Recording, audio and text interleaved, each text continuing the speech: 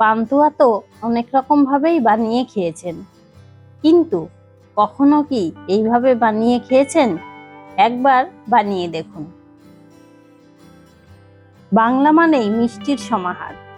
রসগোল্লা, ল্যাংচা, চমচম সবই আছে, কিন্তু এক মিষ্টির নাম শুনলেই সবার চোখ চকচক করে ওঠে, সেটি ক্ষীরের পান্তুয়া। গ্রামের হাটে, মেলায় বা পুজোর দিনে ক্ষীরের পান্তুয়া থাকলে আর কোনো মিষ্টির দরকার হয় না। দিদিমার রান্নাঘরে ঘন ক্ষীর বানানো, আর সেই ক্ষীর দিয়ে গোল গোল বলের মতো বানিয়ে ভাজা, এ দৃশ্য কারো কারো শৈশবের স্মৃতির সঙ্গে মিশে আছে।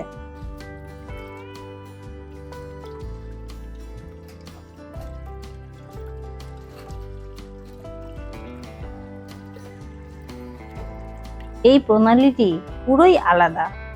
এর জন্য আমাদেরকে দুধ জাল দিয়ে ক্ষীর বানিয়ে নিতে হবে।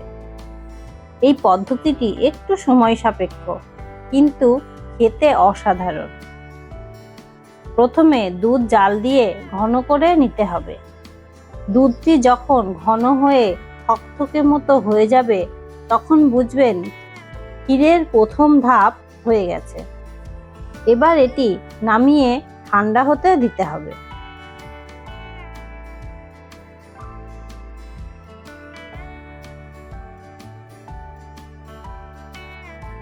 এই সময় শিরাটি তৈরি করে নেওয়া যাক। 1 লিটার জলে 1 কেজি চিনি দিয়ে দেব, আর সঙ্গে কয়েকটা এলাচ। ফুটে আঠালো হয়ে উঠলে নামিয়ে রাখবো।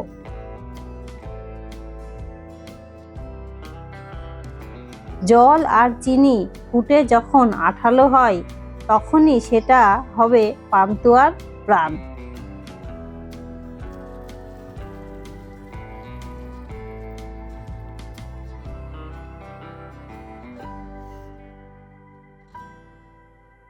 এবার ক্ষীরের দ্বিতীয় ধাপ শুরু করা যাক।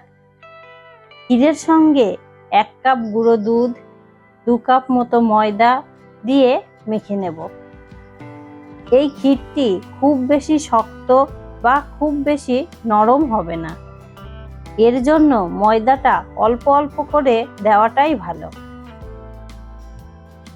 আমার এখানে ময়দা আরো কিছুটা লেগেছে, তাই আপনারাও প্রয়োজন মতো ময়দা কম বেশি বুঝে দেবেন।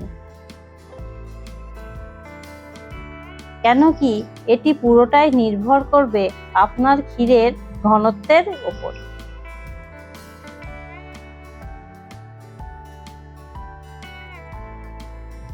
ক্ষীরের মিশ্রণটি তৈরি হয়ে গেলে কড়াইতে সাদা তেল দিয়ে দেব। এই সময় উনুনের আঁচটি খুব কম রাখতে হবে, এবং আপনারা যদি কেউ গ্যাসে করেন তাহলে গ্যাসের ফ্লেমটি একদম লো রাখবেন।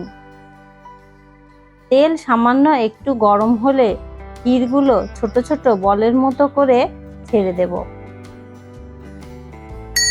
লাইক, শেয়ার, সাবস্ক্রাইব করে পাশে থাকুন আরও ভিন্ন স্বাদের রেসিপি পেতে।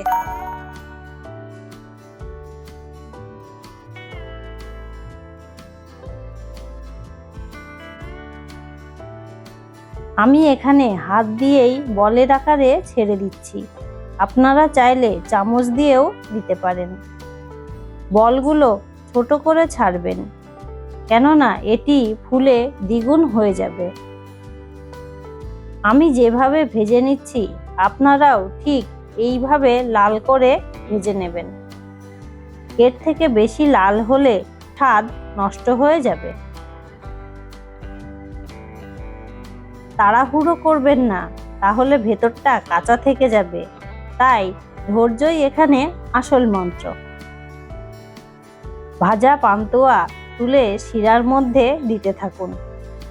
ভাজা পান্তুয়া যখন শিরায় ডুবে যাবে, তখনই বুঝবেন, আহা, একেবারে আসল ক্ষীরের পান্তুয়া তৈরি হয়েছে।